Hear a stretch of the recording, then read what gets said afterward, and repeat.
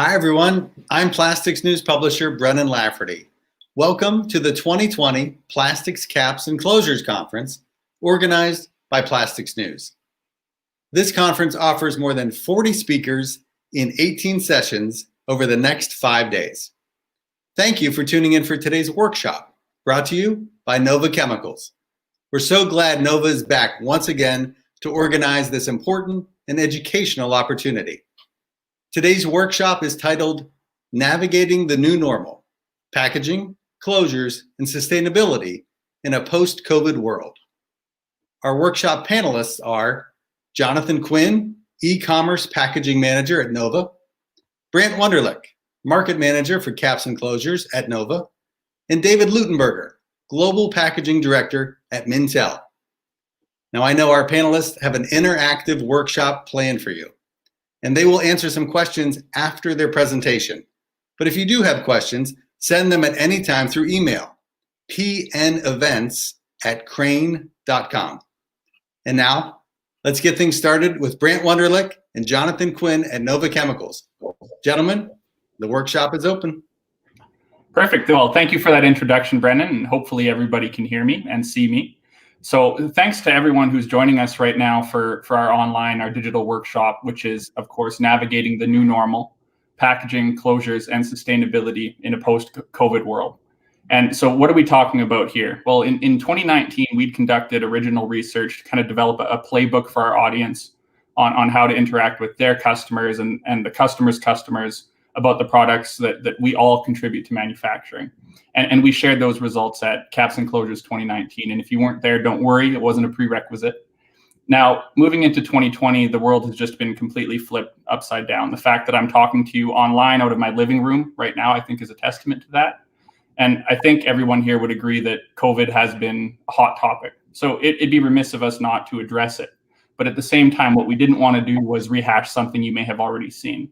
So what did we do? We conducted renewed research to look at the consumer lens and explore what has changed to answer the question, what does COVID mean to the caps and closures value chain? And I can tell you we're really excited to share our findings, but also to discuss it. And a quick note on that last point before we get into the results, with this being like an online workshop format, it's a bit new to all of us. And to bring us closer, we're using Mentimeter, which is an online polling system. And we're going to start with a dummy question. Now, they say if you're nervous, just imagine your audience in their pajamas. And I suspect that's actually the case today.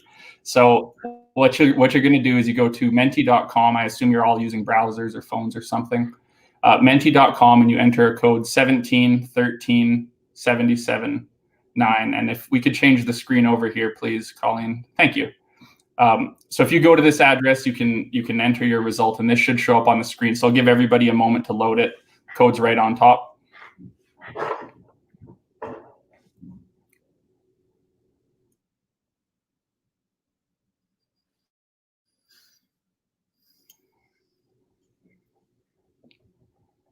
All right, perfect. We're starting to get some answers in here.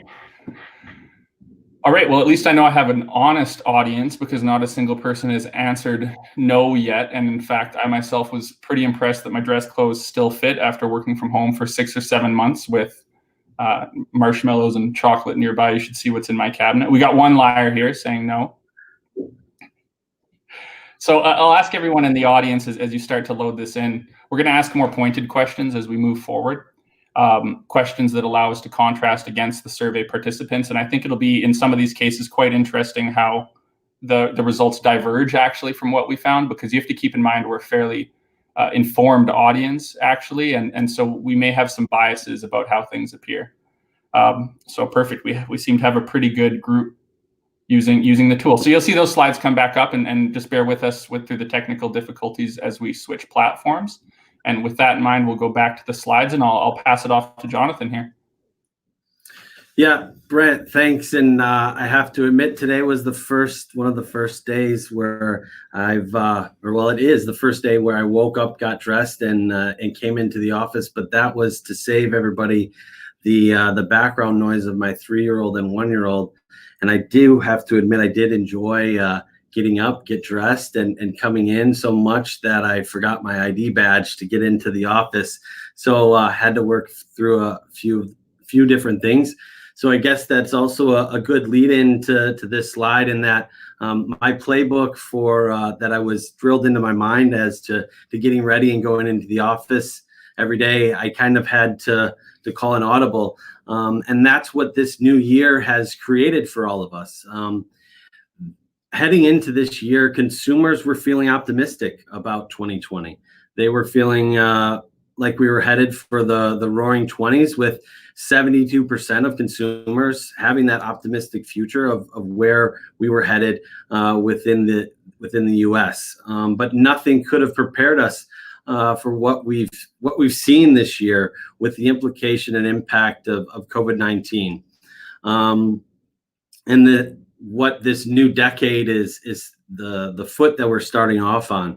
But we've all had to create a new playbook, and how we're going to attack things moving forward, and how we're going to attack attracting the new consumers and dealing with the new challenges that we're being faced with. And headed into this year, there was discussion, and the economists were talking about a turbulent year, or a turbulent few years that we could be headed for. But again, no one could have prepared us for what we've seen. So with that being said, we went back and we reflected back on what we went through with everyone at Caps and Closures in 2019. And one of those key things that Nova presented in 2019 was some consumer research. We did a consumer survey, but we also facilitated a live consumer focus group. And we decided that we were going to do some comparison work, looking at the consumers of 2019 to the consumers of 2020 in the post-COVID world. And what we did was we replicated that study that took place in 2019. And we, again, used an outside third-party source for collecting the data. And we compared, again, keeping consistent with the census, looking at, for example, 82% of those that we surveyed were from the US versus 18%, which was from Canada. So we covered all geographies within both the US and Canada regions, but we also covered all age demographics as well. One of the other key areas, we looked at employment status and household income. And household income is one that I want you to pay attention to, in that 75% of those surveyed, which matches the census, comes from that $10,000 to $100,000 household income. And that's going to be and is particularly important moving forward in some of the data that we're going to show you, because it brings out some really impactful insights that I think that you will all be able to get a lot from, and is going to be impactful as we develop and bring forward that new playbook that we've discussed. One of the other key things that I'd ask you to focus on is, when did we conduct this study? So if you look at what you see here, is a map that shows the COVID-19 case rates as compared between the US and Canada. And why that's important is, when the survey was conducted, we were just coming off of a peak within the US, whereas in Canada, we were at I would call one of the lower points as far as their case rate. So it's just particular as how this year has been so free-flowing and free-changing, because of how those different implications have come to rise. Just particularly wanted everyone to be aware and cognizant of when this actually took place. So moving on. So one of the key things that we talked about last year, and as we reflect back on the results that we saw, we talked about the power of messaging and the impact that has on younger demographics. And that was the demographic which was most easily swayed when you gave them actual factual data, which showcased the impacts or the power or the benefits of plastic. And one of the key questions we asked, to what extent would you agree with the following statement? The benefits of plastic outweigh the risk.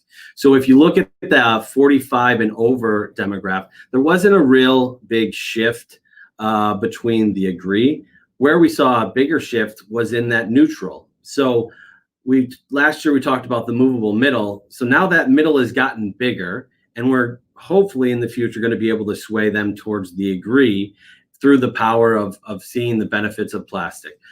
But one of the big and most substantial things to look at is that when we talked about the movable middle last year, we were correct in saying that when younger demographics see the benefits of plastic, they sway towards those benefits. And that was a big shift in that we saw an increase of 12% in the agree category and a significant reduction in the disagree category as well.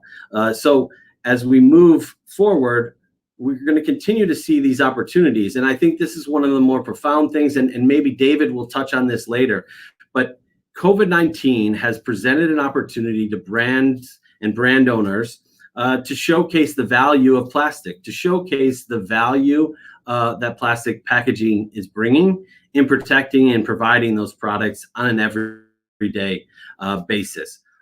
This is one of the more impactful and one of the most impactful slides is how that movable middle has moved and that the disagree is moving towards that middle category. And that's going to be that category that right now is a critical point where we can showcase to them the value of plastic and plastic packaging. All right, now coming off the back of that slide that Jonathan just showed, we're going to follow about the benefits of plastic, and that is about delivering products safely. And we are keeping it pretty high level to start, and we just have a couple more like this. So the result that's on the slide right now is looking specifically at safety and sanitization of the product. And the question we asked was, for any given product, if you were given the choice of packaging material, which would be your ideal choice from a safe and a sanitary perspective? And we had glass, plastic, carton, and aluminum. And you see a similar result as on the last slide when you look at the demographic groups. And we grouped them based on who had the exact same opinion. So that's why we've mushed 25 through 64 together. So the 65 and up group, huge preference for glass. They really don't like plastic, to be honest, according to this slide. And if you go through 25 to 64, there's a big knockout of glass, and people are starting to view plastics more favorably. But then the 18 to 24-year-old group, they rank plastic the highest of any group, almost equivalent to glass. And although we know glass often takes the crown here, what we are seeing is the youth, the social media group, the vocal one, the one who's heavily communicating and constantly communicating, they are seeing the performance advantages of this material. So this is your future, this is your current, but also your future consumer, right? They're going to be educating their children. And so this, again, it hits home that point that Jonathan was speaking to. Consumers respond positively to facts. And whether that's given as a soundbite or experienced in day-to-day life, like during a pandemic, my takeaway here is that people really are getting it, that we're trying to make everyday life healthier, easier, safer. It also is an important takeaway when you think about your advertising. People are receptive to the advantages, so that should be kept front and center in your messaging to continue to show why we need these materials. We move forward a slide here. So, like I said, we were starting pretty high level and speaking about the consumer feelings towards plastics and their benefits about delivering products in a safe way. But I also want to think about what people are doing with the packaging when they're done with it. And so the last high level question we asked is really about recycling and how consumers are handling their packaging. We know everybody's habits have changed, and I'll open this up here. Give me a moment while I move forward through the slides. So we're asking the question here, what changed about your recycling habits during COVID? And while people open up the platform, it's the same code. Hopefully you still have the browser open. If you didn't, menti.com, 171377.9. I sound like I'm a radio host a little bit. I can tell you what changed about my recycling habits is I live in a high-rise building, and I was constantly slugging stuff up and down the elevator. We got nothing, so that's quite a bold statement. I would say I'm actually similar. I'm recycling the same amount. It's quite imposing, actually, that nothing. I'm recycling about the same amount. I'm putting a lot more scotch and beer cans, I would say, in the summer when it was quite nice out. I need Jonathan to laugh because I can't tell if anyone else is. Yeah, I see it. Sorry? My jokes aren't as funny as yours, Brant. Clearly. So I see improved, frequent education. They've stopped recycling bags. There's more recycling at home. I'm seeing, this is like a game, me trying to keep up right here. Some people are saying less and not much, more cardboard, less trash. And so, I mean, this is actually similar to my experiences that I was recycling as much of my products as I usually was, but I was using way more products because I'll tell you right now, my cooking is not good. So I eat out as much as I can. And when I was forced into home due to COVID, suddenly I was producing a lot of packaging. So I had to take the trip down the elevator to recycle my stuff a lot more. All right, we'll move back to the PowerPoint here. I'm sorry if your answers didn't get in here, but this is actually quite consistent with what we were seeing in our own results. So, so far we've had, could we move forward once? Thank you there, Jonathan. So consistent with what the crowd was just answering here, we asked the question, what was the impact of COVID-19 on the amount of plastic recycling that you've done? And we had 63% just came out and said, there's that big nothing that hit me in the face right at the start. Someone's quick with the fingers. There's a lot of people who said they really had no change. And then on the other hand, we have 28% that are reporting an increase. Now, what we didn't ask here is, are you recycling enough? Because somebody could be answering no change and still, they could be saying that because they recycle everything anyways. So we want to think about what the context of this is. So the 28% though that reported a big increase, we have to think about why. Now, personally, I was home way more. There's less to do at home. So I was more likely to make sure my recycling was sorted well and such. Availability at home is maybe a bit better. And I think about a personal experience I've had. I live up in Canada, and there's some places just absolute middle of nowhere. You'll be driving along, boom, recycling bin, right? Then on the other hand, in some places around the world, I've been in airports where you had to throw bottles away because there was nowhere to put it. So it make the general conclusion here that recycling capabilities at home are typically the best you're going to get for the area. So it is possible we did see a big increase. And I would say that generally people are using more plastic as they're not out eating, cooking, so on and so forth. But we also want to keep in mind, this was a survey question, not an analytical result. So I myself was a bit curious about the interpretation of the question, and I'm curious about the audience, why they think 28% of people said they increased their recycling.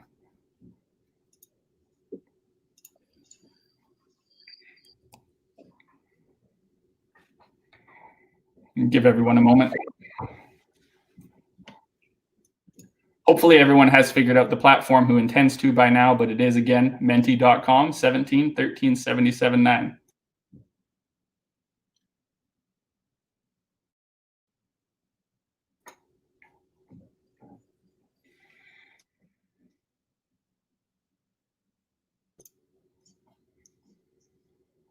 More e-commerce, more deliveries. We'll be getting into that, that's for sure. More Amazon. People consume more goods, more at-home consumption, drinks, meals. Definitely ate my way through the pandemic, which is why I was so surprised with this shirt. Use more goods at home, more time at home. So it seems like everybody's thinking about the same as me. And I really appreciate this platform because I would love to be in front of this crowd talking this through. More people eating at home, more time to understand, recycle accurately, and increase plastic consumption. I don't know, Jonathan, this is pretty consistent with what I expected. Yeah, and I think the e-commerce is definitely the one of the most common terms that we're seeing. So all these people are going to get a chance and a preview to see how consumers are also reacting, because we are, when it comes to packaging, the most educated crew. So it'll be good to see and show some of the data that we have coming up. Yeah, lots more to follow on e-commerce, if it's any surprise coming from the e-commerce guy. Yeah. All right, if we jump back to the slides here, please. All right, now I said we had some high level and we had some slightly lower level results, more granular, if you will. And we're gonna start to get into some of those more like granular results, and where we wanted to start with what Jonathan had been calling a pandemic panic, and I sort of adopted that name. What we're talking about here is big shifts in behavior and preferences, expectations that happen directly in response to the pandemic. And there's a giant question mark there about their longevity and their magnitude. So what I mean is, like, some are quite obvious. We know hand sanitizer sales are way up, right? You aren't going to be interested if we tell you that, but some are quite a bit more subtle. And to hone in on that point, I'm going to take a step back from the survey and actually talk about maybe generational behaviors as a bit of a surrogate. And what I mean is, if you look at the Great Recession, in 2008, the savings rate is something we could look at, and that's based on the percent of disposable income, so how much people are putting away. And it was around 3% from 2005 and onwards in the US. Now, when the Great Recession hit, that savings rate shot through the roof, to the surprise of nobody. That's normal behavior during a recession. It went up to about 7%, and it hasn't gone lower since. When I talk about behaviors where we don't know about longevity and magnitude, I use this as an example because the economists knew it would go up, but they couldn't have said it would be 7%. And they couldn't have said if it would stay. The fact it stayed was a complete surprise. So in some ways, we're starting on some of these high-level results where we really can't hope to know how long they'll last, but we can certainly flag them for causing a permanent impression on the consumer and changing the behaviors in the right now.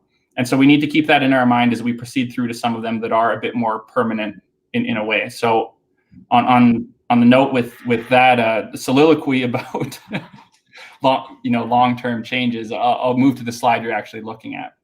We'd ask the question to rank in order of importance the most important feature for you from a plastic cap.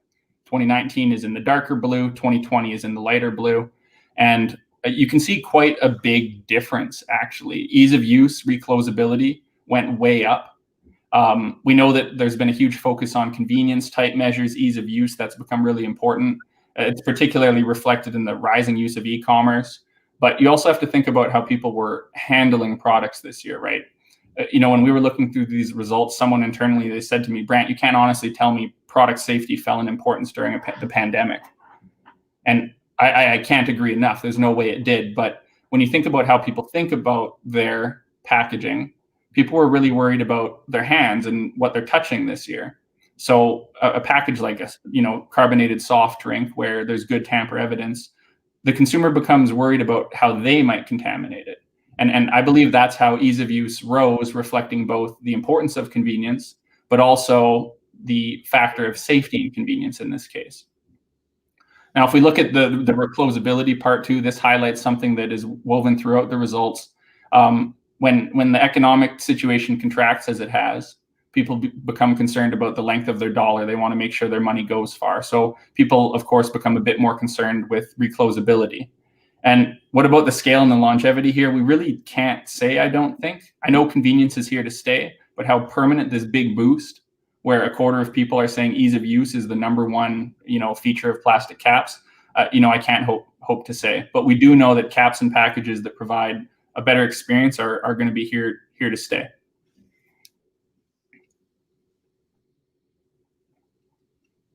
All right. Give me a moment to drink water. I haven't spoken this much in a while. Now, this question, we're kind of representing changes that are quite obvious, but of course temporary. So we'd ask the question, when you buy canned goods, soda, beer, soup, do you prefer to make your purchase in cardboard or plastic? And it's the same colors as the previous slide. What we saw was this big jump in the no preference group. And this isn't totally surprising. Like if you think about March, April, when people were joking about bargaining with toilet paper and the new apocalyptic future, obviously the external packaging that people were thinking about, it fell in importance when they couldn't get the packages they needed. So does this continue? I kind of doubt it unless somebody had some incredible experience. I mean, it nails home the importance of you never know when you're going to get your first impression. But once we go back to normal, people will probably fall back into the habits they used to have. On the other hand, we had asked a question about packages that people had bought in the last 3 months with a cap, and it included everything. It was shampoo, toothpaste, water, soft drinks, lotion, etc. And we saw a fall in almost every single category. So what might be hidden here is this permanent adoption of bulk purchasing, which people did for economic reasons. They did it to reduce their exposure at the store as well. And we know the application needs of that kind of cap has shifted a bit. And the way you advertise to a consumer that's buying in bulk is going to shift. So it's something that we should keep an eye on has there been a more permanent movement to bulk type packaging? And then finally, to close off this more high level section, if you will, there are some changes that are painfully obvious, but also permanent in nature. We had asked this question in 2019 regarding what packaging option a consumer would prefer to buy their food in. It's a box pouch or a paper bag. And a statistician might have actually said this was kind of a bad question because we didn't preface it with, do you own a pet? And because of that, it didn't make it into the results last year. But it worked out for us this time because we were able to ask it again. And what we saw was a huge drop in the no preference group, about 30%. And this probably comes as a surprise to nobody because people were buying pets to keep them company, to entertain them. But they finally had the time to raise a pet because they weren't traveling for work. I saw a number that in New York City, for example, the fostering adoption rate went from 10 to 25%. So the outcome here is maybe obvious with respect to pet food. And although it's a nice anecdote, what we're going to proceed through in the next, section of the workshop is about these more permanent shifts that were maybe more nuanced. And I'll let Jonathan kick us off into that. But first, I really like dogs. So I was curious who from the audience actually adopted pets. I'll switch over to Mentimeter here. Also take a massive risk that if nobody adopted pets, I'm going to have to rethink my justification for that slide. I can say I would have adopted several pets, but I live in an apartment that won't let them.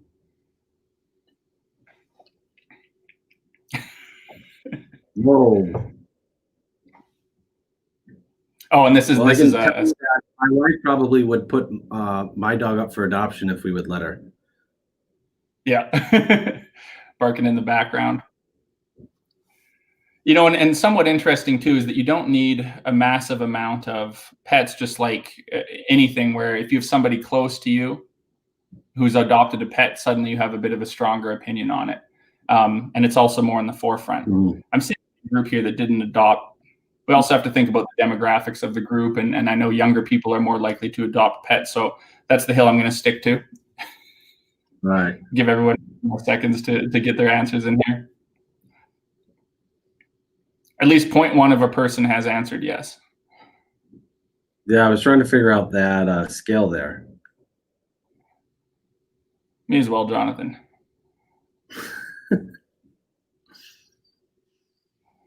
All right, we'll get back to the PowerPoint here.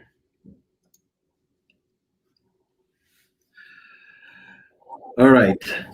So really what we wanted to dive in here is the changing preferences, and as we reflect back to as compared to, we've talked about the Great Recession, and really what we're talking about here is the Great Lockdown.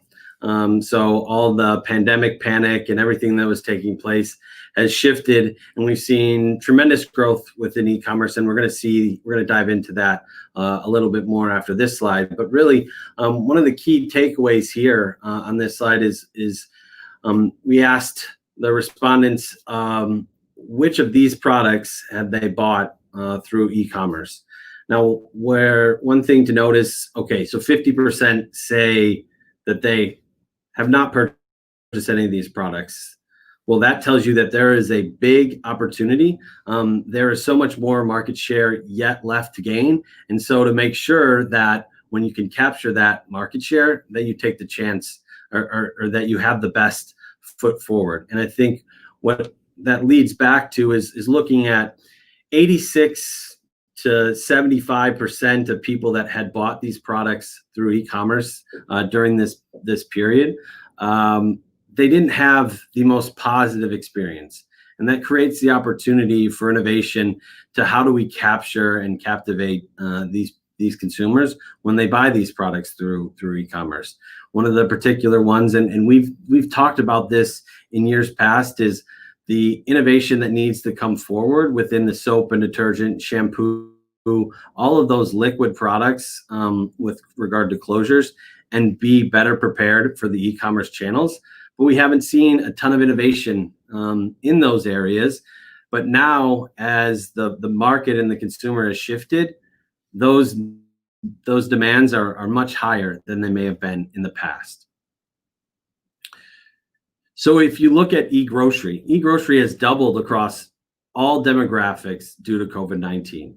So what you see here is a look at from an age perspective, and saying, and what we wanted you to hopefully see here is that it's not just younger demographics that are buying through e-commerce, it's older demographics, and there's a significant increase in those older demographics buying products in an e-grocery scenario.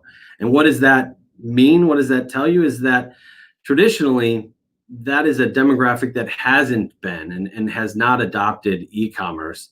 But now, due to the onset of COVID-19, they have seen the convenience, they have seen the benefit, and all data shows that they're going to stick with it. A majority of those percentages, or more majority of those consumers. And wanted to also look and really highlight that it's not just a household income that is the biggest indicator either. While there has been tremendous growth in the higher incomes, there's been very substantial and doubling in size in the middle income households as well. Excuse me, if you look at going from 7% in the 10 to 50 range to 15% in the direct delivery. And the same is being seen within that $50,000 to $100,000 category.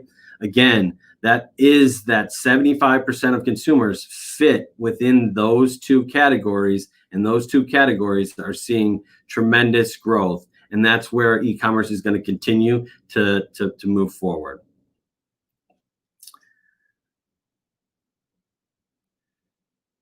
So with e-grocery continuing to grow, one of the key questions that I had regret that we didn't ask, but looking at, we did ask this question last year. The only thing that we didn't ask was we didn't ask about online shopping. But if you look, what you see here is that purchases of water, 16%, which puts them almost near what convenience stores, and there's still a hill to climb in meeting what is seen in grocery, but 16% of consumers have bought bottled water in the past 3 months through e-commerce. You see a significant decline in those that are buying through airports. That's no surprise.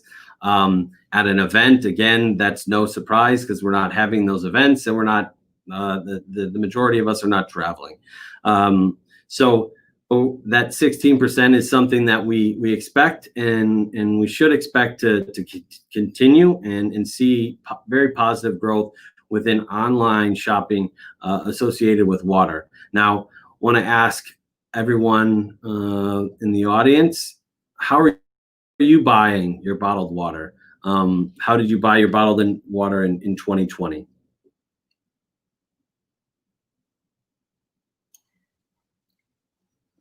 We want to go back. Anybody says in there, fine.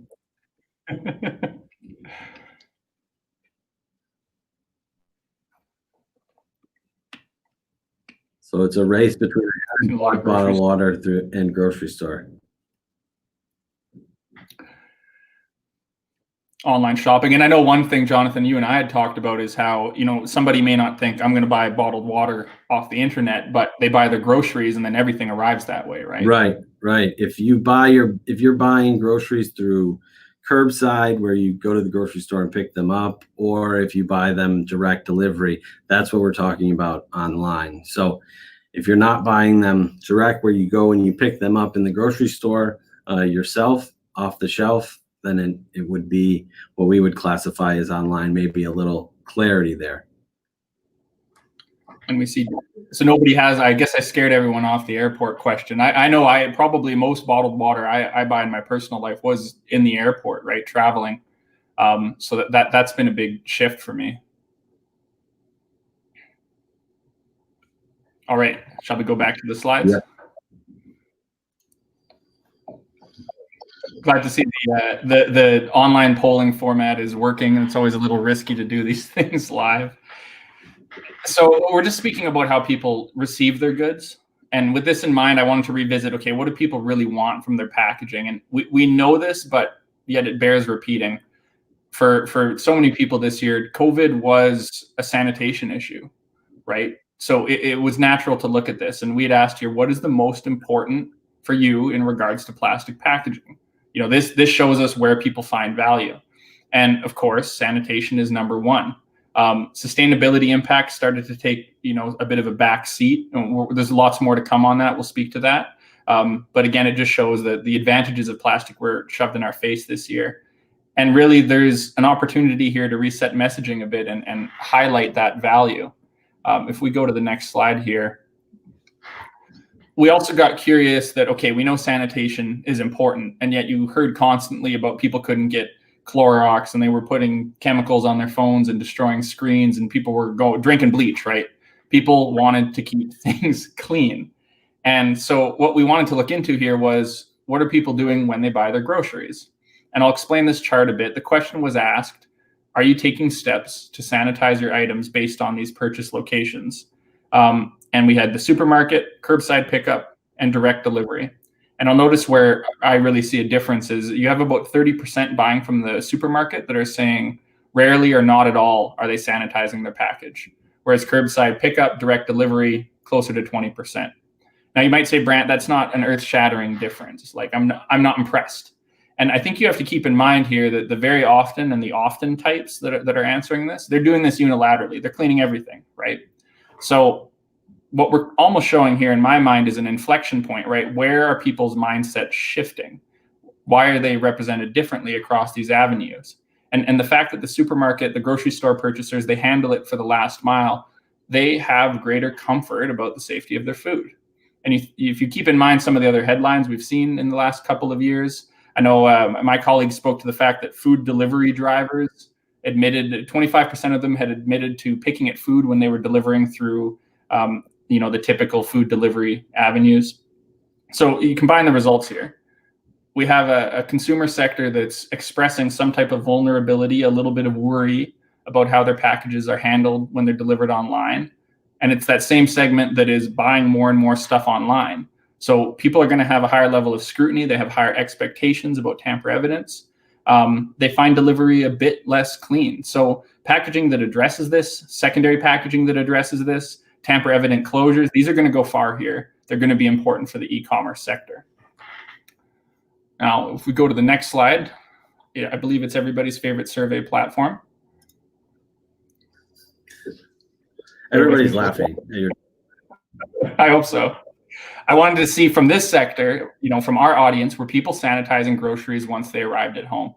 And if you were doing it and then you stopped, well, just weigh how much you were doing it. If you're doing it a lot and then you stopped, then I ask you to say yes. If you did it a bit, then gave up, feel free to say no.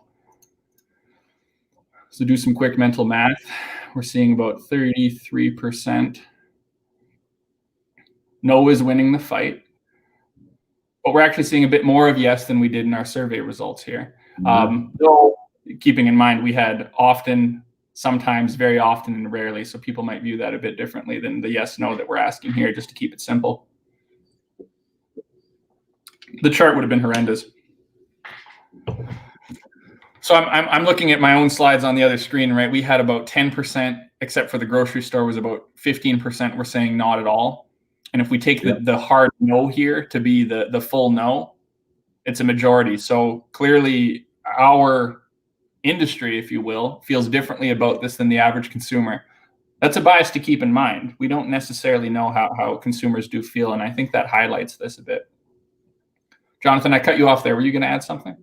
No, I think the interesting thing here is just the scientific-based information that's been shared and received is that there has not been any necessarily instances where someone has caught COVID-19, whether it's through an e-commerce delivery or other deliveries. The facts and particular Dr. Fauci has told us that is not necessarily the case. So, but everybody has to do what makes them feel comfortable, and if that makes people feel more comfortable, then I fully support, and I'm sure you would too, Brant. Of course, we always want to encourage people to take the steps that make you most confident. And we see a lot of these really almost nuanced societal behaviors, right? I saw a presentation speaking about the effect of PPE versus the mindset of PPE, right? And if you're cleaning your groceries, are you being more thoughtful about how you're handling everything in a way? So in that sense, a lot of this it can be a mindset piece too, and there's a big advantage to that. All right, let's kick it back to the slides here, and I'll pass it over to Jonathan. Yeah, so I think we'll keep it with this yes/no type of slide, but this one is a little bit different. And we asked the consumers if they have taken steps to reduce the amount of plastic packaging when making purchases. People are less worried about taking steps to reduce their amount of plastic packaging, and we saw a complete shift, going from 58%, say in 2019,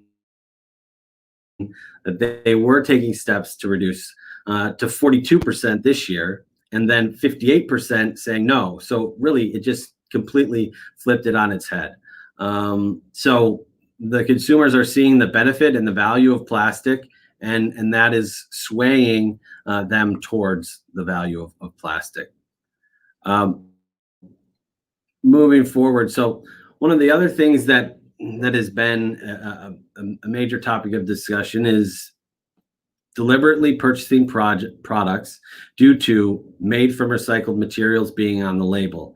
Again, reflecting back to that 75% of consumers coming from that $10,000 to $100,000 household income, we saw a significant decline, but going from 37 to 26 or 38 to 26 in the upper 50 to 100% or $100,000 income. And so why is that important? Is the majority of consumers are coming from those middle two categories. And that was earlier why I had asked you to remember the demographics here, is that 75% of households use of recycled materials fell out of importance.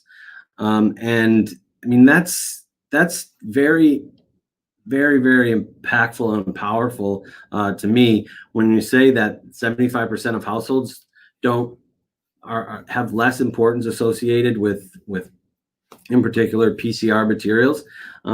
This further goes to that point of brands have the opportunity to showcase right now the value of plastic, but also the value of using recycled materials at the same time to really showcase the true sustainability messaging and the overarching value that plastics presents.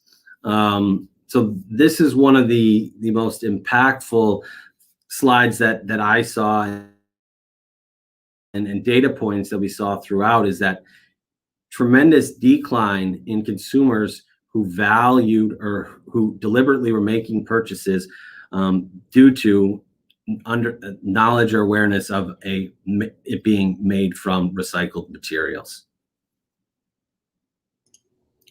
And we know consumers' focuses have shifted this year, and Jonathan was just speaking to packaging, recycled content in general. And I wanted to extend it a bit and talk specifically about caps, right? This is our, the cap show. And so we'd asked a similar question, but laser focused on these parts.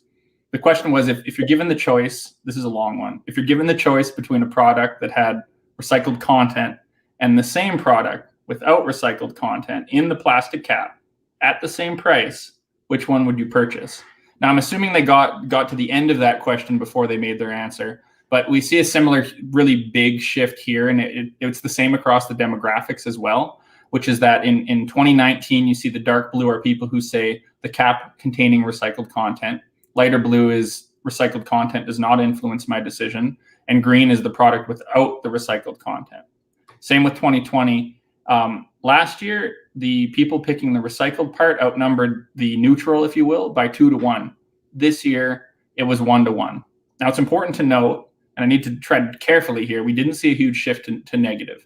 So this shift away to me shows really a vulnerability, right? People are concerned about themselves. They're concerned about their health. They're concerned about economics. In the right here and right now, people aren't making these purchases, and it's represented in the most middle income demographic. So it says there's a big part of economics here, actually. And does this mean that we should give up on the circular economy? My God, definitely not. I wouldn't even dream of suggesting that here, but we may not return to 2019 in the same way. So the way that people return to their previous expectations might look different. They've shown a vulnerability. They're a bit more concerned about something. And we'll get into that. What is it exactly people are worried about? I mean, if you go beyond the economics, why has this dropped so much? And this really comes down to post-consumer recycled content. And so we have some results on that. But first, I did want to see from the group if there is any worry about this at all. Do you have any concerns with made from recycled material on your packaging that's in contact with food and beverage? I think, unfortunately, this is our last survey question.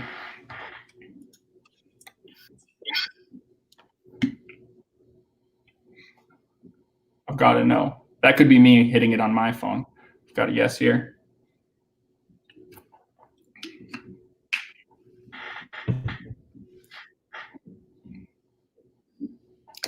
None. Feel strongly. It should pit these two against each other. None. Nope. No. This is what I expected to see, and I am glad to see it. There's some people who are expressing some concern, but it's not overwhelming that people are freaked out, and that's how this side should really sit. I think is that there are concerns, but it's a matter of executing on it properly, and that's kind of in this segment's hands. So there's obviously concerns, but doing it right. That's what we need to focus on. And I bet you if I were to break this down, I'd probably see a somewhat similar result as we have on the next slide, with a few people saying and flagging like, hey, I am not just 0% worried about this. Question about organoleptics, taste and odor. That is definitely a cat person. All right, as fun as the scrolling is, I think we'll go back to the PowerPoint slides. I'm watching it on the other screen. So we asked the exact same question. We'd asked this last year too. Are people worried about recycled content? And stating the obvious, we have huge societal pressure to arrive at the circular economy. And what we're talking about here is really just what happens when we do close that loop. And although the focus fell off a bit this year, those who are worried really do remain worried. So when we drilled down into it, we'd asked, do you have concerns about made from recycled material, plastic packaging that is in contact with food and beverage? So the exact same thing that you were just asked. And I can tell you it didn't change drastically year to year. It was about a quarter of consumers were saying yes. And what were they actually worried about? Exactly what you'd expect. Sanitation, hygiene, expressing general uncertainty. I can tell you nobody said taste and odor organoleptics, but they're representing functionally the same thing, right? And we talked earlier about how consumers can be really impacted by factual information. And for a brief moment, and it is a moment, sustainability took a back seat, but we know this is coming back and we're working on addressing this. So here's an opportunity to really marry the two biggest concerns about plastic packaging, and that's safety and its sustainability. So what's important here then is highlighting the wins towards the circular economy so people can warm up to the concept, right? And hearing people's concerns on this front. None of these things are surprising to read that people are worried about this, but we can move people forward through this. Yeah, Brent, I think one of the things to highlight there that you just mentioned is, and I think that we all need to become comfortable with this, is that consumers aren't overnight just going to be receptive or to embrace the circular economy discussion. We need to bring them along for the journey. And this period that we find ourselves in is creating an opportunity to further maybe incentivize or push them along for that. But I think if we break down the four real conclusions that we can draw from what we've gone through today, is that perceptions of plastics have improved. We are no longer that evil that we may have been at the height of that point last year. Overarching, we've improved, and now is a time where we need to capitalize on those positive perceptions of plastic. The combination of COVID and the recession has changed consumers' priorities. Consumers are valuing solutions that reduce their purchase frequency. So bulk buying is one of those things that we're going to see continue to increase and has an impact overall on how frequent people are buying products. The mentality behind convenience being king is not something that has gone out the window. It's only increased during the pandemic. And the importance of sustainability, while it fell temporarily, consumers are still going to come back to the importance of sustainability once we're past this. So we can't expect to just put our head in the sand. We must continue to move the pendulum forward towards that circular economy. Well, and keeping in mind too that for the messaging in the meantime, the higher income demographics are receptive to it, right? We do still see that energy, and it's not the big bulk of consumers that's in the 70-75%, but there are lots of people who will listen, and that's one good way to get early wins. And so I have here, consumers are continuing to express concern about recycled content and food contact applications, and that includes beverages, and of course it includes caps. So they're going to need reassuring, and that's really the only point I'll make here. People are showing that they're worried when we ask them the question, and yet we've seen the incorporation of rPET grow for years. So this may not be a big barrier to overcome, but it's something that has to be flagged in our interactions with our segment. And then finally, when you look at all these things shifting together, really the holistically sustainable brands will probably stand out. So we saw consumers during the pandemic weren't as affected by recycled content in packaging. We saw people shifting to online purchasing. We saw a shift into bulk packaging, as Jonathan was saying. So how that consumer product is advertised changes fundamentally, and you're no longer making decisions at point of sale. So being viewed as a sustainable company overall is going to have more of a positive impact than just laser focusing on packaging. Of course, it's an aspect, but we know consumers are going to look for brands that they view positively overall. So, if you keep those messages in mind, that'd be the main takeaway here. And with that, we'll pass it on to Brennan. And of course, thank you.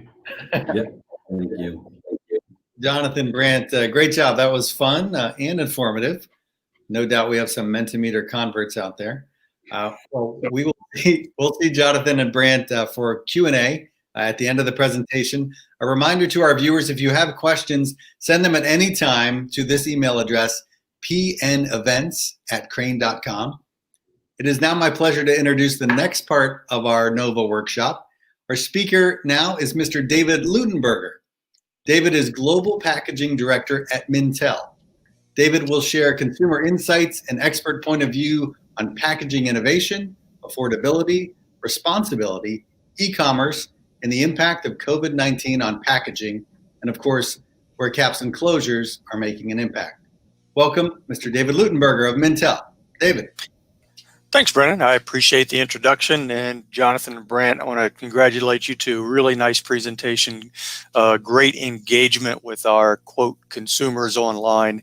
And I will do my best to reinforce a few of the things that you pointed out in your presentation, maybe challenge a couple things, but that's always good, and give the Mintel perspective on what we see happening, what has changed, and what we see as coming next. And I think it's that next piece we really need to talk about. Brant, you talked about the new normal. Mintel has talked about the COVID pandemic and what we're seeing going forward as the next normal, because we see new as being very static. New is the status quo. New is what's happening right now. But when we say next, that always conveys a more complex meaning, and it's always in context with dynamic, fluid situations, which is what exactly we are in right now. What is new today may be old or outdated or inapplicable tomorrow. So with our package manufacturer clients, our retail clients, CPG clients, we are helping them become prepared for what's next, whether it's aisle by aisle, category by category, product by product, material format by format, but helping them anticipate what consumers are doing and how to be ahead of them for the next, whether that next means tomorrow, a month from now, 6 months from now, or a year or longer ahead of us. We've also done quite a bit of work in this COVID tracking. Since early March, Mintel has a biweekly COVID tracker that we do in a number of countries around the world, again, representative of those populations. But what we're seeing, and we do have some newer information, but because of the Caps and Closures Conference deadline here, we had to include up to the date that we had at the time. But we see where risks of exposure for consumers, sort of we got over that curve a little bit, but then it's gone back up. And what we've seen in the past few months or the past month is it continues to incrementally move back up as these outbreaks come. And these new outbreaks, risks of exposures as we open gyms, restaurants, colleges, football games, we're going to see consumers continue to be concerned about the risks of exposure. So what does that mean with caps and closures and packaging? Well, it means it's changing their lifestyles. It's changing their purchasing mindsets and behaviors. It's forcing them to act, to shop, to interact differently in that next normal. They may shop differently today than they will tomorrow, than they did a month ago. But you have to think about that risk exposure or exposure of risk in context with what it means for their purchasing decisions and their lifestyles. And when we look at this, what we really have to consider is right now, and Jonathan and Brant really spelled it out very nicely, I thought, that packaging right now, we are seeing sort of a renaissance, that consumers are seeing packaging for its safety and its hygiene capabilities and attributes. And we have seen as high as 74% of U.S. shoppers say they prefer to buy products and packaging that will protect the contents from contamination. As we saw in our Mentimeter survey, we are seeing fewer consumers disinfecting, wiping down packaging now than they did in the earlier months. But we also have the opportunity here to play to consumers' sense of health and well-being. And we are seeing consumers embrace packaging, whether it's glass, metal, paperboard, plastic, different types of formats. And they are beginning to see the value and the benefit that we in the industry have seen for years. Safe distribution, making sure that the products and the package maintain efficacy, freshness, safety. And that gives consumers a great sense of both physical and emotional safety. As Jonathan talked about that movable middle, the consumers are putting more emphasis right now on safety and hygiene, maybe a little less on environmental responsibility. We believe at Mintel that is going to be a temporary effect, but there are some ways to give it a halo effect that I will talk about as we move forward here. So while the majority of consumers are seeing the value and benefit of packaging, it's not something that you can bank on for that long term. It may be what's happening next, but we're going to have to even change our messaging around on that to make sure that it continues from now to next to even in the future. And when we talk about what's going on in food and beverage, everything right now really revolves around the home. It's where everything happens in this next normal. Thankfully, we've moved out of it. Brant can get back into that shirt and those pants that fit because we've quit baking sourdough bread, which was the big trend early on in this. But we have adopted or rediscovered some things that, cooking at home can be fun. It can be adventurous if we can get those ingredients, if that supply chain has not let us down. But we are also seeing an increase in snacking.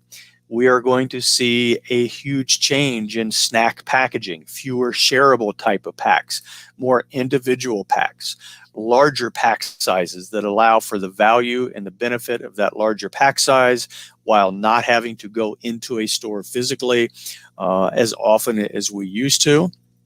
But certainly that next normal means that we have opportunities in different types of packaging to help consumers engage in those at-home activities.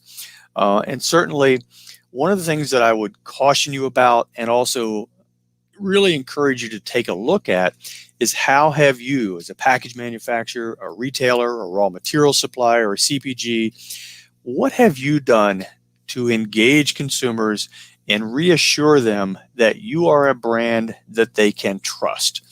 It's interesting that I have talked to many multinational CPG clients since February, as I no longer travel and I've lost my United 1K status here unless they extend it.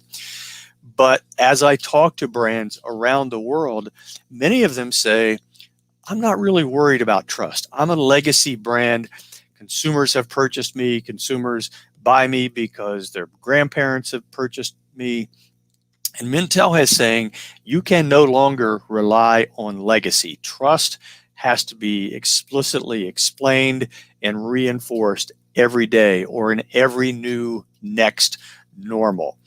As we look beyond just corporate social responsibility, certainly 2020, in my opinion, if there's one good thing that has come out of it, it's the awareness around diversity and inclusion and social justice. And from that, consumers today are not just buying products. Certainly, we are buying what's available more often than we're buying what we may want to. But when we think about our purchases in what we call the zero moment of truth, we all have heard of that first, second, and third moments. But it's that new zero moment of truth when consumers have time between whatever shows they're binge watching and they're putting their snacks down in the evening and the kids are to bed. They're researching what they are going to buy online or if they do go to the store. But they're not necessarily making purchasing decisions based on the product. They are more often making purchasing decisions based on who the brand is, what the brand is. Do they promote women? Do they have a diverse hiring practice? Do they pay a fair wage to their employees? Those are the things that we now see consumers making purchasing decisions based on. Who are you as a brand and would I be proud to work for you as a brand versus buying just a product?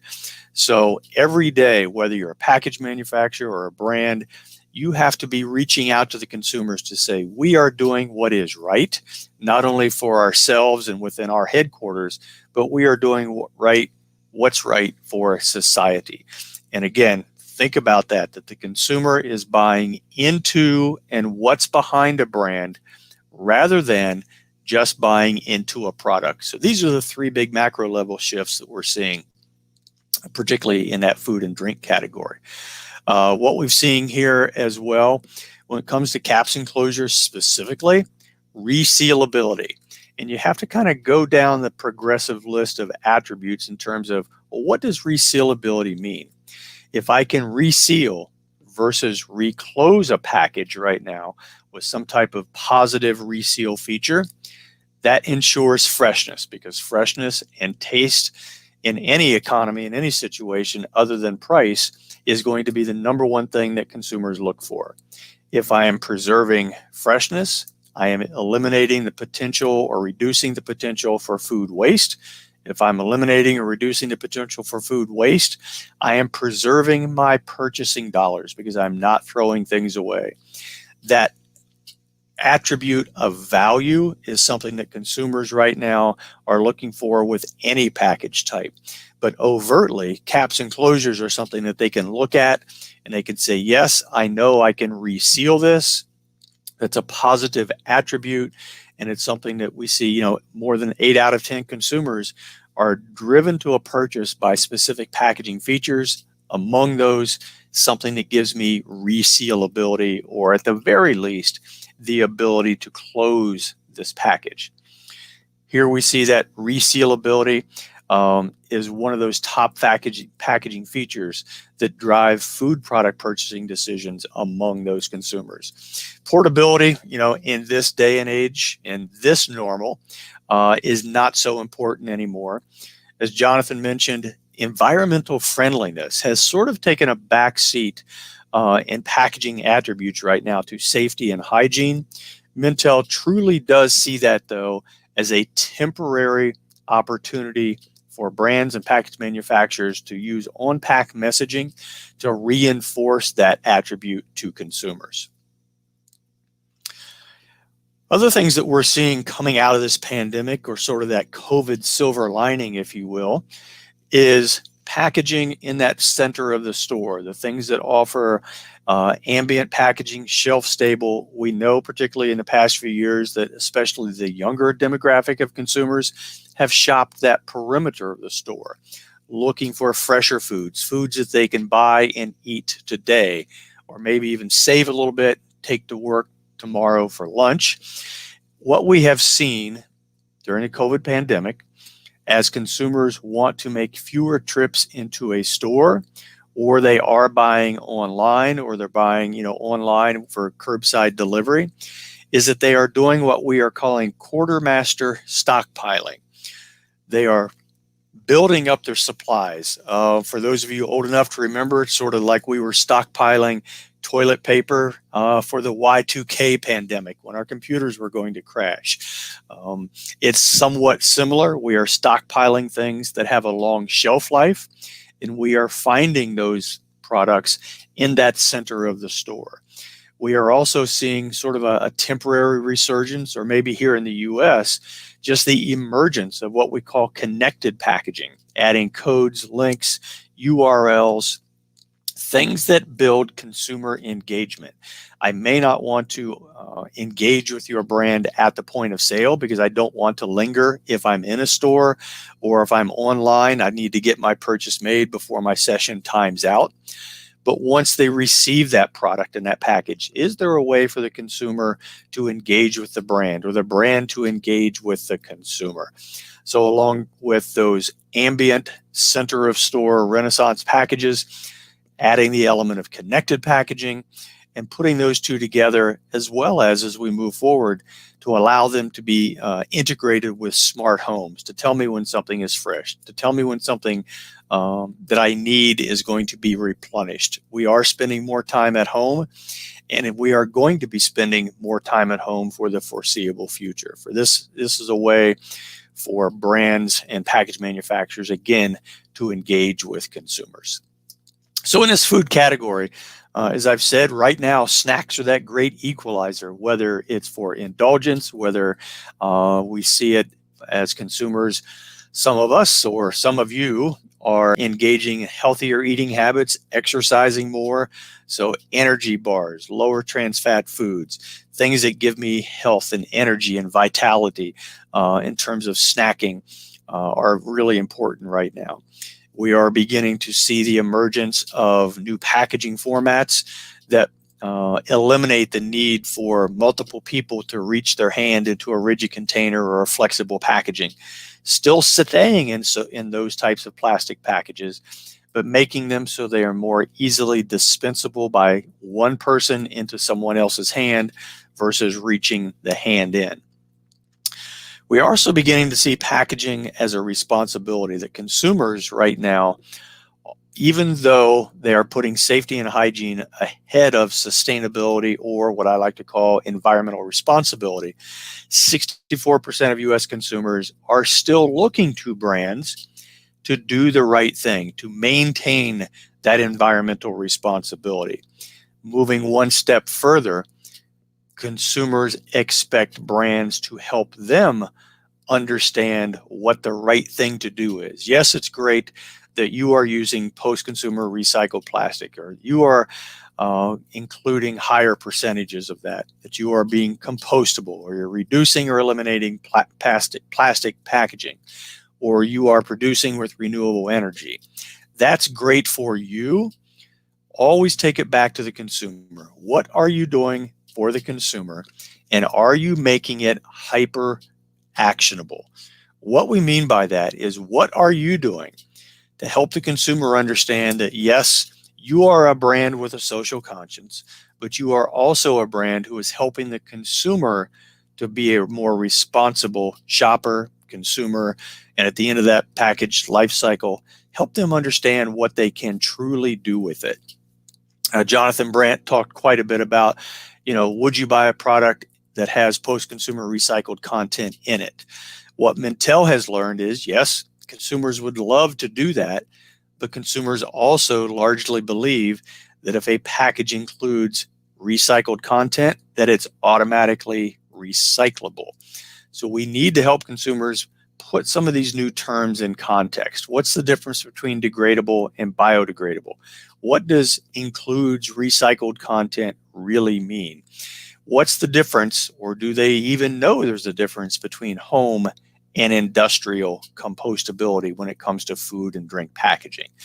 These are the things that we have to help consumers understand. Yes, we are doing the right thing, but for you as a consumer, here's what we are helping you to understand and be able to do to be hyper actionable. So these are just some of the things that we see in that food and drink category, and these sort of the what Mintel sees are our hyper actionable events or actions for you as brands and package manufacturers, things for you to think about in terms of what you can do.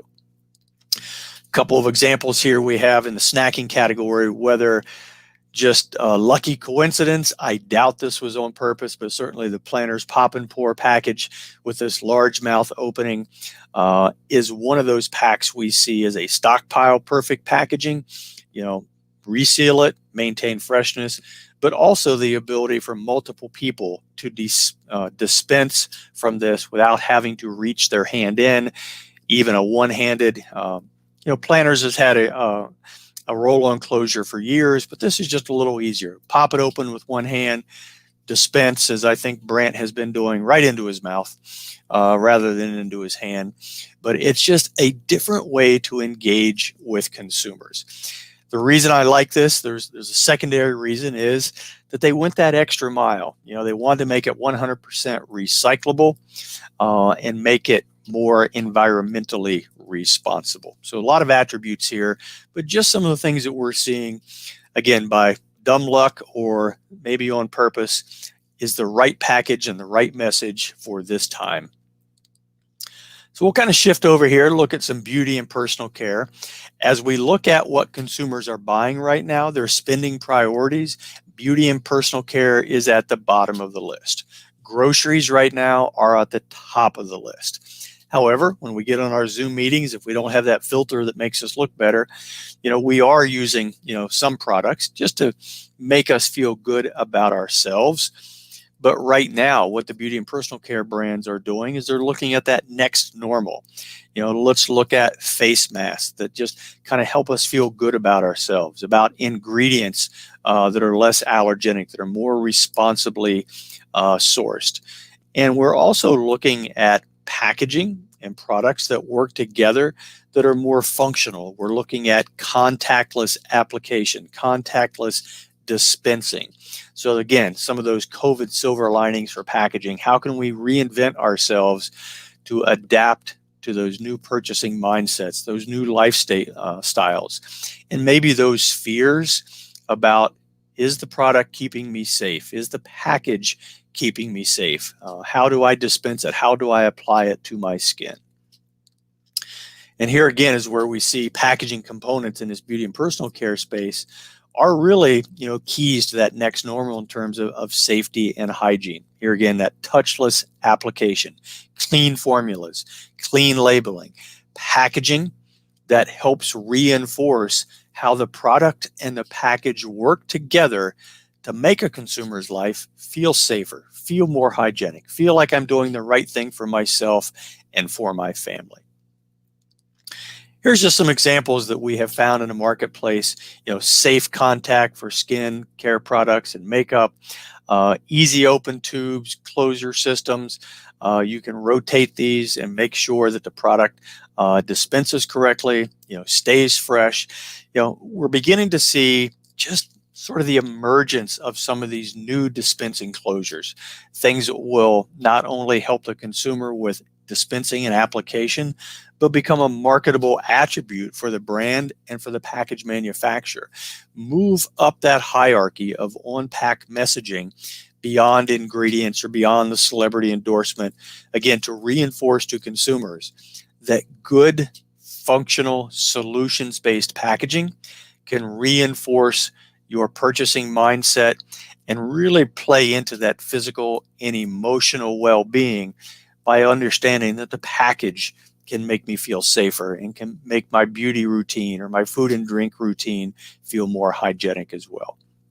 A couple here that we've seen, the Skin Protect, again, hermetic seal, no air entrance, patented closure system.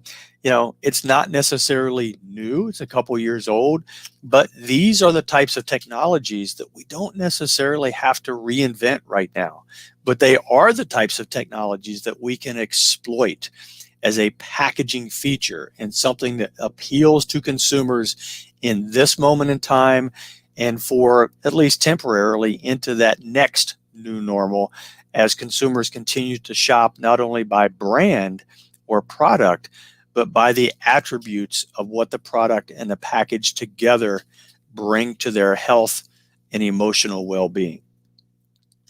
So BPC, now, next, and future, we've got a lot of opportunities. We've seen, and I will share a little story about my wife. She does her own hair coloring. She has tried some things at home when nobody's going to see her. It didn't work. But there are some things that, they're trying to get more salon-like experiences at home. But we also have to consider that a lot of these beauty regimens in this category are very expensive. Whether it's in North America, Latin America, South America, anywhere around the world, right now, budgets and value are something that consumers really are seeking from brands. They don't want to feel like they're buying a cheap brand, but they are looking for inexpensive brands. Looking at variety packs, looking at larger pack sizes.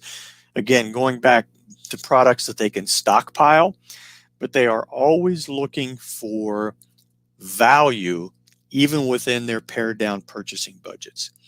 The lipstick effect has not really taken effect in this recessionary period as it does. Lipstick used to be something that consumers, women, maybe some men, continued to buy. But as I said, beauty and personal care products are at the very low end right now of purchasing priorities. Hopefully we see, maybe not in the next normal, but in that future, in the next 12 to 18 months, BPC, as we go back to work, as we go back to our regular, going out on the weekends, those sorts of things, that the beauty and personal care category will be one that rebounds quickly and very robustly. And therefore, package manufacturers, closure manufacturers will have a huge opportunity. And with that opportunity, we should always keep in mind the environmental aspect of it as well. With what we're seeing in tube technology right now, going to mono materials versus multi-laminates, looking at recyclable, looking at paperboard tubes, that beauty and personal care and health and hygiene category in terms of package innovation, tied to functionality, tied to safety, tied to hygiene, and tied to environmental responsibility, will certainly see a resurgence. Household and home care. We are hoarding wipes, hand sanitizers, Lysol, anything that we can get our hands on right now. I've done a lot of work with my colleague Jamie, and he and I both agree that household care category, besides groceries, is one that has been a priority in spending. When we can buy it, we are buying as many as we are allowed to buy. But it's also imperative, it's paramount for package manufacturers to make sure that consumers understand the value and the benefit of the closures on these, to make sure that if they spill or the bottle gets tipped over or the tub of impregnated wipes accidentally gets, opened, that we have a way to positively reseal them. Nothing could be more frustrating and nothing could erode the equity for a brand than to have a box of impregnated wipes only to have them all go dry because they've been exposed to air.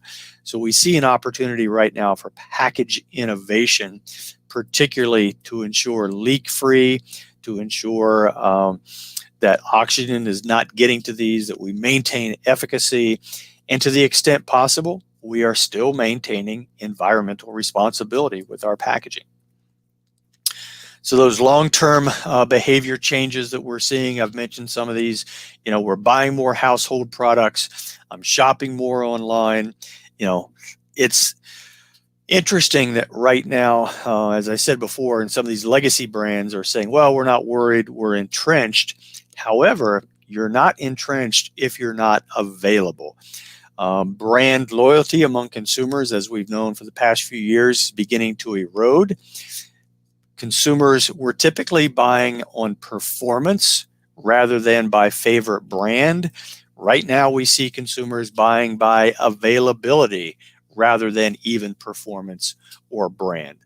When we can get them, larger pack size, anything that can help the consumer enhance or extend their purchasing dollars are things that they are looking for right now. E-commerce. I am sad to report that I have not seen anything in terms of package innovation in the e-commerce section of packaging right now for at least the past year. 2018, I honestly will say, was sort of the heyday of that conversion, of the excitement for packaging around e-commerce and making trigger sprayers and dispensing fitments that were guaranteed not to leak, that didn't prematurely dispense if they were shipped upside down with a 50-pound bag of dog food on top of them. We saw some great technologies. We saw some great package innovations, even in terms of interior branding. So when we opened those boxes, opened those containers, we were delighted by as much what was on the inside as the exterior branding that would typically see at retail. But for the past 18 months or so, we have just not seen anything that has really excited us about e-commerce packaging. And I'm not sure to what extent that's going to come back around. Again, I believe right now we are focused more on just basic protective packaging as well as availability. Can we get it to you? Hopefully it's going to be intact and safe.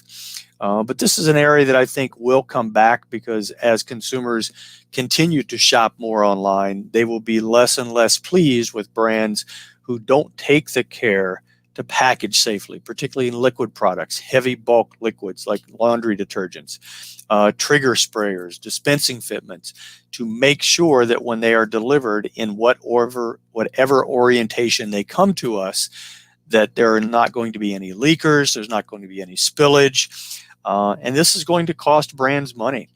As you look at how much product could be dispensed and contaminate a package, when you think about things going through a UPS or FedEx distribution center, if a package that is maybe unmarked going through their system leaks, they shut down that line. They have to have an OSHA hazmat team come in to determine what that product is that is leaking.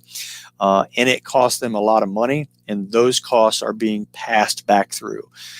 The other thing that we have seen in terms of not just e-commerce, but general packaging innovation is every presentation I have done to brands on 5 continents since February have either focused on or had a major component of the presentation be about environmental responsibility. We do not see consumer packaged goods companies pulling back on their e-commerce packaging initiatives or their sustainable packaging initiatives. They are both moving forward because they have so much invested in them. They cannot afford to put them in a hiatus as we go through this COVID pandemic. We are beginning to see some of the general environmental responsibility technologies come to fruition. We are not seeing those e-commerce innovations come to fruition, although I do know that behind the scenes, they are ongoing. So, we've got opportunities right now to address those barriers to e-commerce. Is it delivery? Is it takebacks? Leakers, internal branding? What are we doing to make sure that the consumer is delighted? We have seen finally Walmart come out with its equivalent to Prime.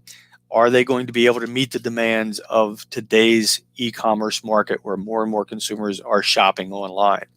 Whether it's e-retail or traditional, again, the value proposition is value, helping me understand that I am getting the most for my money that I can, and that when I get it, it's going to work as advertised. It's going to last as long as it says it will. And that in any case, I am not wasting any of those purchasing dollars. When we look at some of Mintel's trend drivers, we've got one called Surroundings, which takes into not just environment as a physical thing, but all the things around us. As I said here before, consumers are purchasing based on who you are as a brand, not just what products you have to offer me. They are becoming more and more aware that less bad is not what they want. They want things that are actually better for the environment. What we have to help consumers understand is there is no such thing as the most sustainable package right now, that there are trade-offs to every packaging format. We have to help consumers understand such things as compostable versus biodegradable, or degradable versus biodegradable, or that recycled content does not automatically mean a package is recyclable. So one of our opportunities right now is, while consumers are embracing packaging, I will say that they are looking at packaging as something that helps them ensure their own personal safety and hygiene. I will challenge you as a brand or a package manufacturer. What are you doing to engage consumers, whether it's on Snapchat or TikTok or Instagram or WeChat or Facebook, whatever it is, or Twitter? Do you have conversations with, and are you engaging the consumers right now to help them understand you are trusting us with your safety, with your family's safety, and your family's health and welfare? You have the opportunity right now, while consumers are interested in talking to you in that zero moment of truth, to begin to say, you trusted us for safety. Now let's extend that conversation into environmental responsibility. And you've heard me use this term, environmental responsibility, a number of times today, versus sustainability. And the reason we at Mintel are doing that is because we believe that consumers intuitively understand what it means to be responsible. None of us grew up with our parents telling us, you have to be more sustainable. But I know I did. My parents told me, you need to be more responsible. So I know what it means to be more responsible versus what it means to be more sustainable. It's just more intuitive. So think about the terms responsible, eco-responsibility, and eco-responsible packaging versus sustainability or sustainable packaging. It's just more intuitive to consumers, but also think about what it means to them in terms of that hyper actionability. You are being a more responsible producer, but what are you doing to help educate and inform the consumers on what they can do to be more environmentally responsible as well? And that's where we get into the part on packaging here as we sort of wind this down, is that for 130 years, we have asked packaging to do just a couple of things: safely transport, dispense, and that's about it. What consumers don't understand right now in their rush to eliminate plastics, to eliminate packaging, is that there is a value and a benefit to packaging. And we are living that value and benefit right now in terms of safety and hygiene. And that's why it's so important to sort of parlay that conversation from safety and hygiene to environmental responsibility. Keep the positivity around what consumers see with packaging right now. And it's not about we have to eliminate packaging or we have to eliminate plastics, but how can we live responsibly with it, which is what we are doing right now. We are relying on packaging for our safety.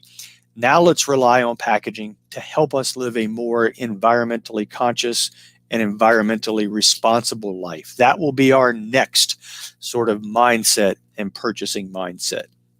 But along the way, we have to educate consumers. More than half of us expect brands to reduce the amount of plastic they use. That doesn't mean totally eliminate. It means helping consumers understand that, yes, we are always going to live in a world with plastics and plastic packaging, but how do we do it more environmentally responsible? And that doesn't just apply to plastics. It applies to glass, metal, paperboard, everything. We have to have packaging Let's help consumers understand that we can't just eliminate packaging and maintain those safe and hygienic lifestyles, that it just will not work. We have to help them understand that environmental responsibility in the context of packaging, it's not an all or nothing proposition, that we have to explain to them why we have to go incrementally, why, yes, it's possible to create a 100% recycled content bottle right now if you want to pay $3 or $4 for a 16-ounce bottle of Coca-Cola. We can do it, but I'm sure the consumer does not want to pay for it. Or the fact that ocean plastics, while making all packaging out of ocean plastics or diverted ocean plastics sounds like packaging nirvana, that it's just not feasible, either economically or the fact that we can't use it right now for food grade packaging because the quality of ocean plastics is so poor.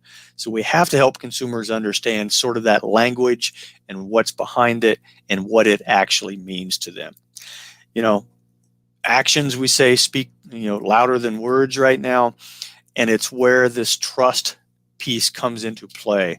This is how you earn sort of your chops as a package manufacturer or a brand right now, is to help consumers understand that you are doing the right thing, that you have a social conscience, that you want to be the brand that they buy into, not just the product that they buy.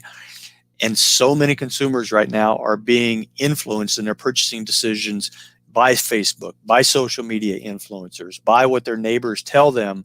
So let's give their neighbors and let's give those influencers the right information to share about sustainability, environmental responsibility, and the value and benefit of packaging, including caps and closures. So as I said, again, right now, those sustainability initiatives are ongoing. We are invested in them, and we have to think about, if we don't continue them, those 2025 and 2030 commitments to recyclability and 100% recycled plastics, which I truly do not believe we are going to achieve in the first place, but that's another discussion. But we have to continue to move toward them. When we say packaging has a new platform, use that COVID safety and hygiene platform, as I've talked about today, and begin to transition that conversation into environmental responsibility and the value and benefits of packaging and caps and closures. Create emotional connections with consumers. Right now, that purchasing mindset is around availability. It's around safety. You know what? And you got to make some of it around fun. We need a little bit of fun right now. There's a presentation that I do called Solutions versus Disruptions, where we talk about creating packaging solutions rather than just disruptive packaging innovation that is different, but consumers don't really understand why it's different. But if you connect with them on a rational, a practical, an irrational, or a responsible emotional connection, you will be creating solutions. That irrational emotional connection is that one around fun. Just give me a package sometime that's got a smile on it, or a funny on-pack message, or that just sort of sparks that desire rather than the need. Right now, we are buying so much based on need that, you know what? Give me a break. Give me something fun. Give me a package and a product that work in harmony to just make me feel like it's a little indulgence, it's a little reward, it's a little bit fun. There is brand recall and repeat purchase consideration tied to the irrational emotional connection. The consumer may not always buy that very specific product, but they will remember your brand and who's behind that brand. So, got a little bit of time here for a Q&A. I think I'm supposed to let Brennan take back over, and we would be happy to answer your questions about these topics or anything else related to packaging. Brennan? Awesome. Thank you, David. Great presentation there. A lot to unpack. Yeah, a lot to unpack there. Let's bring Jonathan and Brant back as well. There we are. We got the whole crew, the whole gang. To our viewers, if you have questions for our panel, send them to pnevents@crane.com. You guys ready for some questions? Yes, sir. Yes, we are. All right, let's do it. Jonathan, let's start with you. Really interesting information on the survey. I hope you guys continue to run that survey year after year. Did you have any results about if consumers would pay more for recycled packaging? So I think David kind of hit on that topic, and it I would say that there was a percentage of people that 30% reported that they would pay up to 50 cents more for a soft drink if it had recycled content. But I would also say, and really side with David on this, that we really don't believe that consumers, when the rubber meets the road, whether they really pay that significant 50% more for a product. That's just we don't have we're not able to incorporate somebody actually spending money into a survey yet. Okay. Fair. I'll add to what Jonathan said there. He's absolutely right. We have seen decades of surveys where consumers would say, yes, I would pay 5 to 10 to 15% more, for a responsible package or for a package with recycled content. But we also know that the gap between intent and action is wide and probably widening, especially right now as we're watching our purchasing dollars. Certainly no consumer wants to think of themselves as eco-uneducated or an eco-villain. However, recycled content, biodegradability, compostability, sustainable or responsible packaging, and you've all heard it before, it's the cost of entry. But we are seeing a larger percentage of consumers who do shop in that first moment of truth. And that's when I've said people are buying into the brand rather than buying the product, even PCR right now is becoming just that expectation. And with, particularly as we go back to hopefully a next era of abundant availability, that when product A and product B are equal in size, value, and perceived product quality, that environmental aspect is something that more and more consumers be looking to as that motivating purchasing driver. So it's just an expectation. You don't get extra credit for doing it, but you will get vilified and you will get deselected if you don't make it an attribute. Okay. Well, I'll jump on the back of that too. And I wanted to say, David, I didn't miss the shots at my eating habits. Stand up. You look great. After he fired those shots. Not adding a thing there. I just wanted to say I heard it. That piece too, like when we had asked the question, okay, if you wouldn't pay 50 cents, how much would you pay? And it gets back to that point, David, that you're never going to go to the shelf, or maybe you will, but I doubt you will go to the shelf and see, hey, here's soda A, and then here's soda A with recycled content for 50 cents more, right? This happens on a brand level. So it really does get at that point where people are looking for brands that are holistically sustainable, right? And then that does become the point of entry. Yeah. Very good. Yep. Well, David, let's go over to you. What do you believe will be the most lasting impact on packaging of the COVID pandemic? The most lasting impact, I hope it's going to be the recognition by consumers of the value and the benefit of packaging.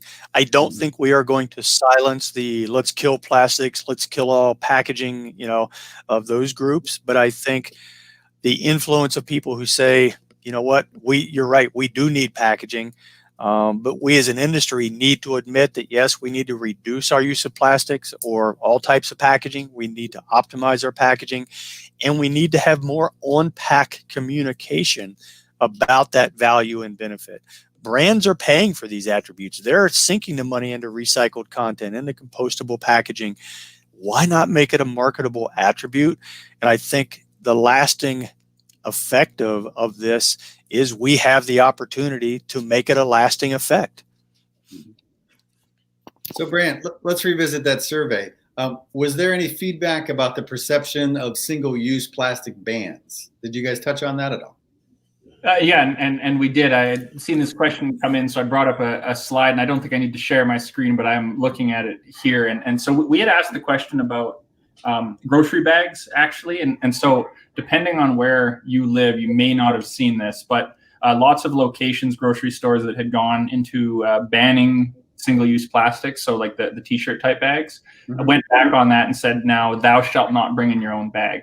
And so we wanted to ask that question.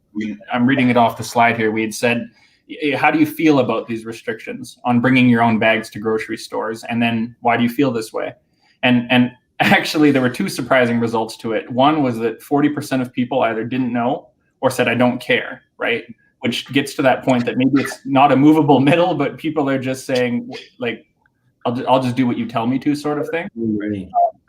Sorry, what was that?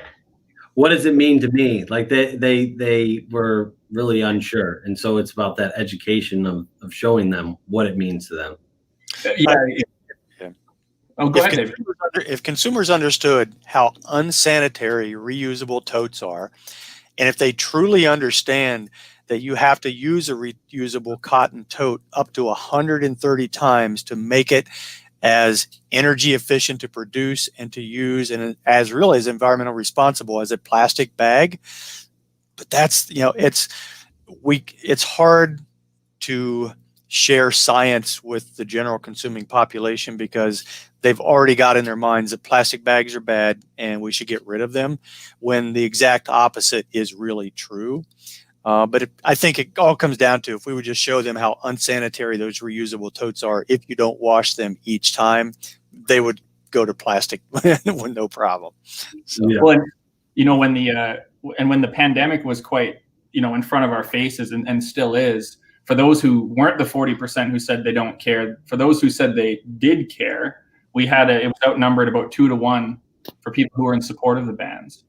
So just like you're saying, David, right, when people hear, when they're thinking about it, like, hey, I could see why this would be a problem, the feedback was fairly heavily skewed towards those saying this is a good thing. And the answers were, reading it here, it helps reduce the risk of spreading COVID-19. It's more sanitary. It's necessary because of germs, right? And of course, all the opposers, they spoke to the sustainability aspect. So you're absolutely right, is that, when people see the problem when it's right in front of them, then it resonates with them. But the current state of sanitation of those bags it's a harder message to sell. Yeah, it is. Well, Jonathan, let's go to you, the king of e-commerce here. There were some results here. Do you think the purchases of products using recycled materials could have dropped to those purchases being online? I think that's going to be one of those challenges that brands are going to be dealing with on a reoccurring basis, is how do they create and showcase that differentiation online? How do they showcase that on-pack messaging as products change, as labels change? How do they make sure that those images continue to those online platforms? I think it's going to be one of the big challenges. So I think that could impact it. And I think that's going to be kind of one of those watch outs moving forward, to make sure that new messaging, that new branding, and hopefully that new messaging around the packaging and the incorporation of PCR and whatever it may be becomes prominent on those online platforms.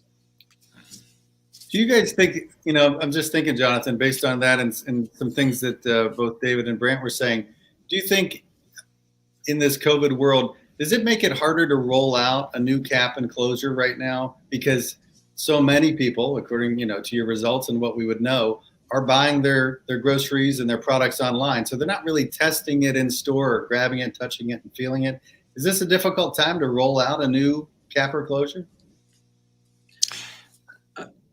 I'll let David go, and then I'll. Okay. I was going to say, I think visually it's a more difficult time because it's harder for the consumer to actually see, to pick up, to examine that cap and closure, and that's why I think on-pack communication and the cap and closure manufacturers, the package manufacturers, working with consumers to say, hey, if you want to be the brand that gets the 4 stars on Amazon or the 5 stars on Amazon right now, this cap and closure could be that difference. It's leak-free, it's sanitary, It's easy to use, dispense. Maybe it's recyclable. That's where we have to work with the e-retailers to make sure that those attributes are coming to the fore. Yeah, and just to kind of piggyback on that, one of the key things that, and one of the key trends that from a post-COVID sort of implications and that we've been talking about is the trading up, trading down effect. So, and has to do with availability of supply. So people are trying products that they would not have normally tried because their traditional brand that they have is not there. So where I would take another step is that if you're launching a new product, or if it's a private label brand, or if it's a smaller brand, you get an opportunity in this climate that you may have not had in the past. Yeah. So you can create that differentiation on the shelf, or you can create that differentiation in the consumer availability and their option or ability to try a new product because another product may be out. So you get that one shot at a first impression.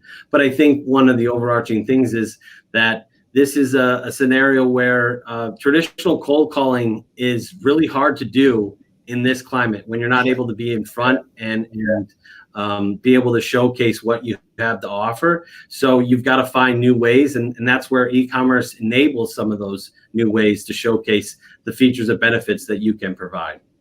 Yeah.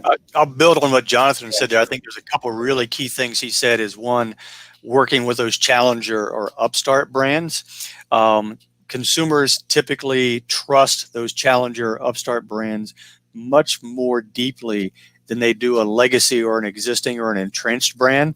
And that may be the opportunity for Caps and Closures, is to go to those upstart and challenger brands, because consumers buy into those products and those brands and the ethos of those brands, as that's just how they grew up, rather than a larger multinational legacy brand who may be they have to prove themselves again, that they're not just an old economy company, that they can be truly responsible. So I think there's an opportunity right now where the upstarts and the challengers, they have an advantage right now. This is their time to shine, to build a constituency of consumers, because they grew up responsibly. They grew up ethically rather than having to adopt it. Gotcha. To add on that, I'll just throw in there when you look at the results we saw today and what's generally happening too, the desires of the consumers have shifted. So, a new product launch that really hits on those desires with convenience and safety and such, it's going to resonate more. So considering everything that's been said, there could be more opportunities for parts like that as well. Yeah. Yeah. So David, you called this a packaging renaissance, if I heard you correctly. You said consumers are embracing it like never before, given the pandemic. Is there a way to marry environmental responsibility, not sustainability, with the safety and security aspects? Oh yeah, I think there's always that opportunity. You just have to make that a mandate of part of your new product development, new package development processes. And that's where, in my solutions versus disruption sort of theory, we talk about, don't develop a product or don't develop a package sort of in a vacuum. You have to say, what am I trying to achieve with this product in a package? Is it a new flavor? Is it environmental responsibility? Is it a new category? And make sure that product and that package work in harmony, so when the consumer sees it, they'll say, oh, I get it. It makes my life safer, faster, more environmentally responsible, gives me a hyper actionable opportunity. So yeah, you have to build it in. It's not just going to happen magically. You have to engineer it in, and you have to market it as well. But there's definitely that opportunity. Yeah. Well, Jonathan and Brant, I'll go back to you guys. Is there any one thing that stood out to you in the findings of your survey? I'm sure they're two different things, but what do you think about that? I can start out here, and I see Jonathan's screen is a little frozen up here, and I don't know if he's still with us, so I'll start to answer. Jonathan, pipe in if you're hearing me. The first slide that Jonathan really showed is what stood out to me. That was the most shocking thing when we started to break down the demographics, because the whole principle in statistics that sometimes the variability is more important than the average really revealed itself here, because when we looked at, okay, the benefits of plastics outweigh the risks, at face value, it didn't look like a massive shift, because in 2019, the youngest people were saying no, and in 2019, the older groups were saying yeah, and then it just completely flipped on its head year over year. So paying attention to how the demographics are responding really stood out to me, and the fact that, yeah, it is resonating with the youth. And we spent a lot of time focusing, of course, on the downsides maybe in this industry and trying to address them, and it's important. But the fact is that people see the benefits and they get it. So for me, that was really the most important piece, I'd say. Yeah, no, that was surprising. Well, David, we'll go over to you. It looks like Jonathan he'll be back here. You talked about the health and beauty segment. Indicates there's a little bit of a dip in that segment for caps and closures, probably mostly because we're working from home now. Do you see that rebounding, as soon as we're all back to work in this next phase of our work life?